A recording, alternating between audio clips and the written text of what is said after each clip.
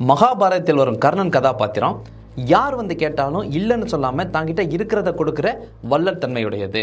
அந்த கர்ணன் கிட்ட அடுத்த பிறவியில் நீ எப்படி இருக்கணும் அப்படின்னு கேட்கும்போது, நான் எப்படி இருந்தாலும் என்கிட்ட இருக்கிறத அடுத்தவங்களுக்கு கொடுக்குற மனசு எனக்கு வேணும் அப்படின்னு கர்ணன் கேட்டதா சொல்லப்படுது. அதே மாதிரி அடுத்தவங்களுக்கு உதவணும் அப்படின்னா நம்ம கிட்ட பொண்ணோ பொருளோ இருக்கணும் அப்படிங்கிற அவசியம் கிடையாது, கொடுக்கணுங்கிற எண்ணம் இருந்தால் போதும்.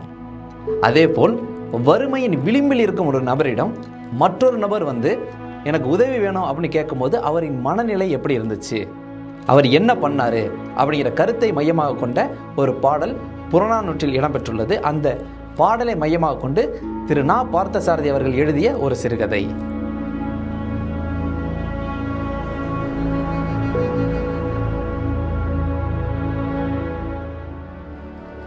அவன் ஒரு பயிர் தொழிலாளி, வேளாண் மகன். அந்த ஊரில் இருக்கிற வயலில் வரகு பயிரிடப்பட்டிருந்துச்சு. அந்த வரகு அறுத்து தாழோடு கொண்டு வந்து எல்லாருமே அடுக்கி வச்சுட்டு இருந்திருக்காங்க. அப்போ அதில் நிறைய பேர் கூலி வாங்கிறதுக்காக நின்றுட்டு இருக்காங்க. அதில் இவரும் ஒருவர். அதுக்கு முன்னாடி இவங்க ஒரு சில வேலைகள் செய்ய வேண்டியிருந்துச்சு. என்னன்னா, அந்த கதிர்லேருந்து வரகு மட்டும் தனியாக பிரித்து எடுக்கணும் அப்படிங்கிற வேலை. வயல்கள்லேருந்து கொண்டு வந்திருந்த தானியங்களை தாள்கள் மேலே பரப்பி அது மேலே 7-8 எருதுகளை மிதிக்க விடுவாங்க. அது மிதிக்க மிதிக்க அதில் இருக்கிற தானியங்கள் உதிர்ந்து தனியாக தங்கிரும். சில நாளிகைகள் இப்படி எருதுகள் மிதித்ததுக்கப்புறம் வரகுகள் கீழே தங்கிரும். அதை இவர் எடுத்து கூட்டி தனியாக வச்சுட்டு வரகுகள் குவியல் குவியலாக மலை போல் இருக்கும். அதோட உரிமைக்காரர் யாரோ, அவர் செல்வந்தர், வேற எங்கே இடத்துல இருப்பார். ஆனால் இவர் அதுக்கு கூலிக்காக போனவர். வேலையெல்லாம் முடிச்சதுக்கப்புறம் ஒரு நாழி வரகு இவருக்கு கொடுப்பாங்க. அதை இவர் வாங்கிட்டு போக வேண்டியது மட்டும்தான் இவரோட வேலை.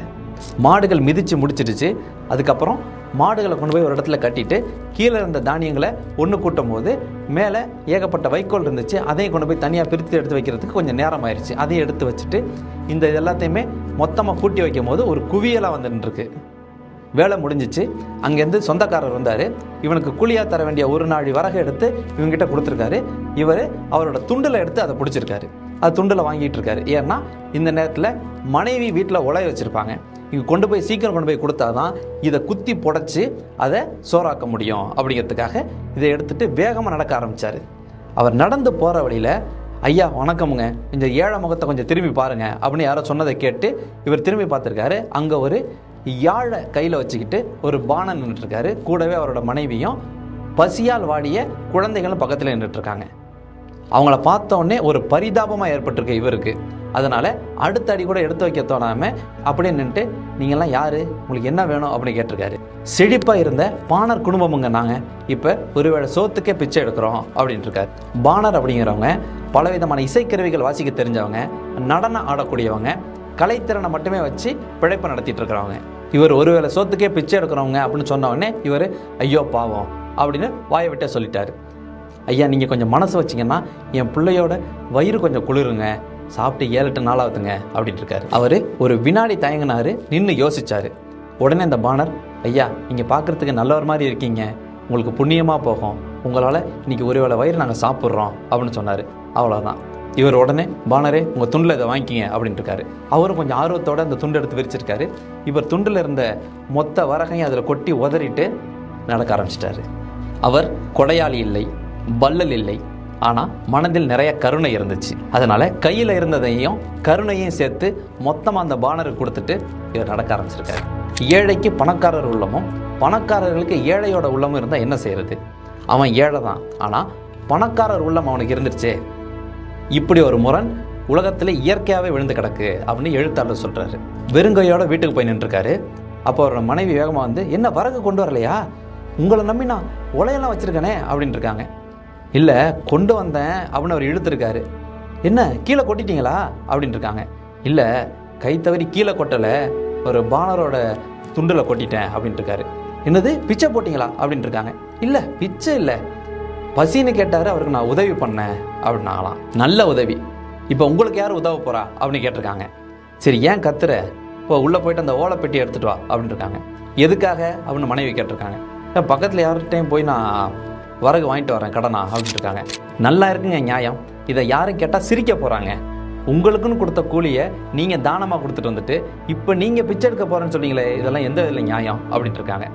கொடுனா கூட உனக்கு எதுக்கு அதெல்லாம், வரகு கொண்டு வர வேண்டியது என்னோட வேலை. அந்த ஓலைப்பெட்டியை கொண்டாந்து கொடுத்துருக்காங்க. அதை வாங்கிட்டு யார் கடன் கொடுப்பாங்க அப்படின்னு அந்த வீதியில் நடந்து போயிட்டுருக்காரு அவர். அந்த மனைவி உண்மையிலே இப்படி ஒரு அப்பாவியாக இருக்காரே அப்படின்னு நினச்சிட்டு இருந்திருக்காங்க.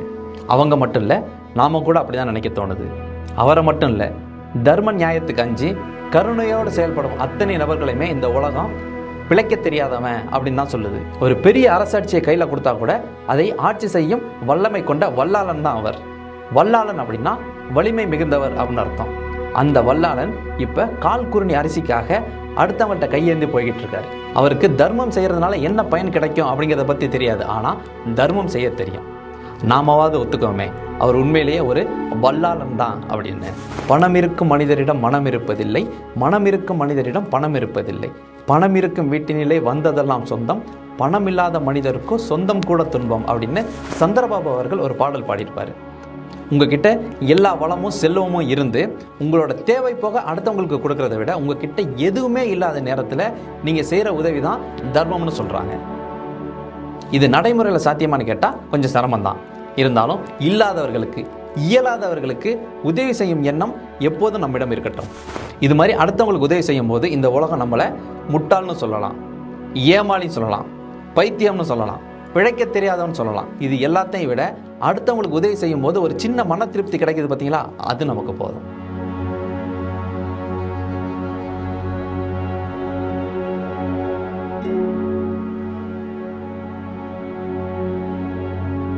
அது மாதிரி நீங்கள் சந்தித்த உதவும் எண்ணம் கொண்ட நபர்களுக்கு இந்த வீடியோவை ஷேர் பண்ணுங்கள். அது மாதிரி நீங்கள் சந்தித்த நபர்களோட பேரை கீழே கமெண்ட்லையும் டைப் பண்ணுங்கள், நானும் தெரிஞ்சுக்கிறேன். மேலும் இது போன்ற பல கதைகளை கேட்க மறக்காமல் சப்ஸ்கிரைப் பண்ணுங்கள். மீண்டும் ஒரு கதையுடன் சந்திப்போம்.